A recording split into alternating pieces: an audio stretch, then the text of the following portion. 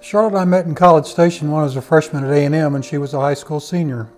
We were married September 1st, 1973 after my junior year in college, and in October 1974 our son Brian was born.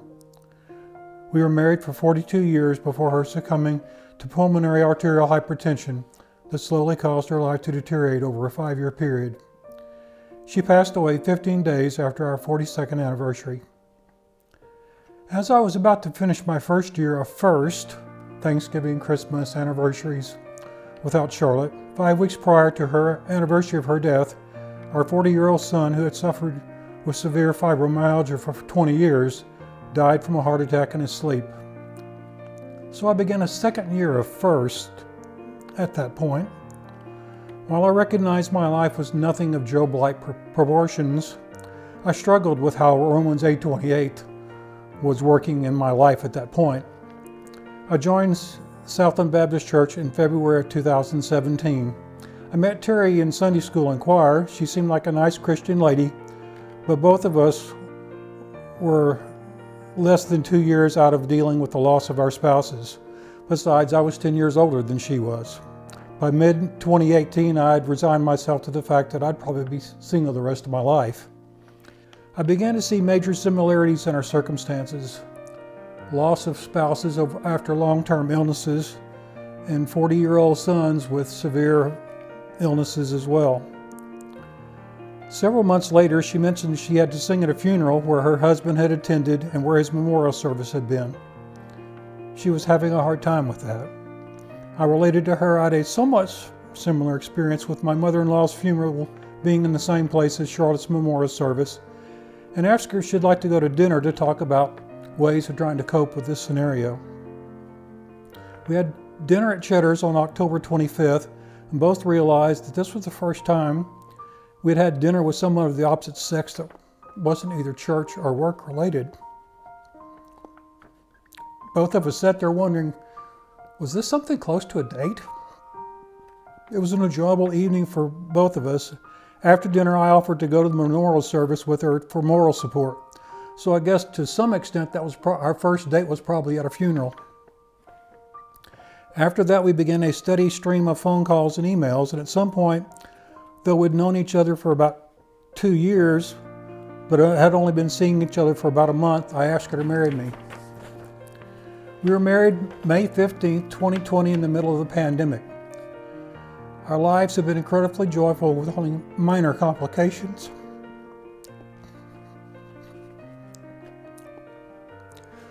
Both of us have been caregivers so long that we had problems being recipients of care from each other.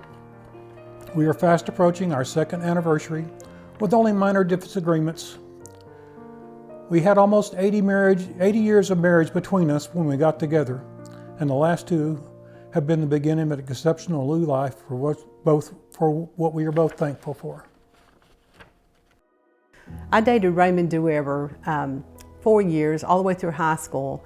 And I graduated in May and we married in June. We had a son together, and ours was a very good marriage. We loved each other very much. Just as Steve loved Charlotte, I loved Raymond. And Raymond suffered greatly from major depression and anxiety disorders. For the last 25 years of our lives together, I was initially his caregiver, and that took on a whole new dimension when he started having strokes about 8 years from the time he passed away. I lost him in March of 2015, and he was bedridden and barely able to eat. And I remember I was holding one hand and my son was holding the other as he slipped away, and I told him to run to Jesus. His battle it was over. I was devastated. I was totally devastated. I loved the man.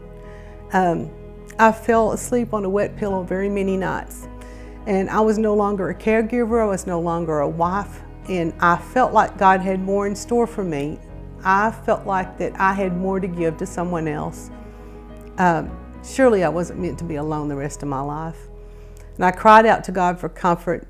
And then one day I was in my car and I heard a song on the radio, and it was by Danny Goki, and it said, "You're shattered like you've never been before.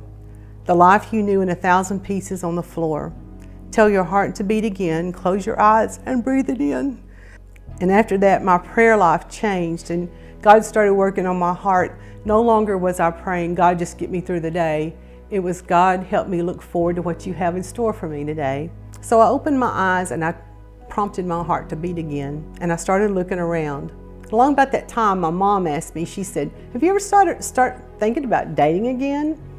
And without even thinking about it, these words came blurting out of my mouth. Well, there's this guy in my Sunday school class, and he's probably the nicest man I've ever met besides Raymond. But we married in May in the middle of the pandemic, and in putting our wedding album together, I had no problem coming up with the title. It's entitled The Gift, because that's exactly what I felt like he was to me. We had been given a second chance at love, and God in His goodness and His creativity put us together and made a fresh life for both of us. And Steve is the answer to my prayers, and he is the gift that God gave to me. Today, Pastor Chris' sermon is from Isaiah, talking about seeing a new thing in life. What would you tell somebody right now who can't see any newness in their life? Wait upon the Lord. Yes. In His own good time. You know, that there may be something that is totally unexpected, unthought of, that He may have in store for your life at that particular point, whenever that point is. You know, we might have gone through a lot with our spouses, but just to speak to anyone who's newly married or thinking of getting married, you're in it for the long haul. That's what I told Steve when we married. You know, I'm in it for the long haul. I don't bail. I mean, this is it. You know, whatever happens, happens. And, you know, we're married and we're 70 and 60. I'm sorry, I told our ages. But we know we're not going to have decades and decades of life together probably. But we're going to enjoy everything we have while we have it, because it is a gift. And it is something that God gave us, and we recognize it as such.